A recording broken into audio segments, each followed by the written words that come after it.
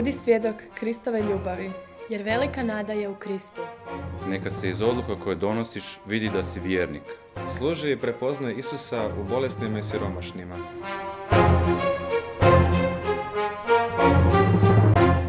Odvaži se za ljubav. Jer pozvan si na svetost. Pozvan da gradiš pravedniji svijet.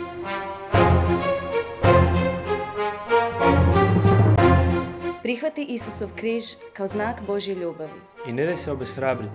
I ne odriči se svojih snova.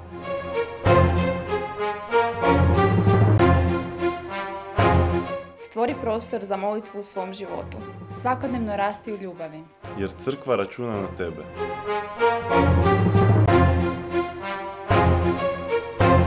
Pravi kršćan nikad nije žalostan. Jer radost i smisao izvire iz susreta s Kristom.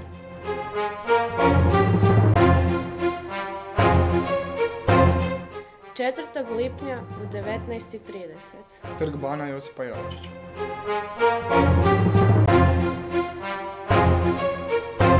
Tisuće mladih. Dođi s nama.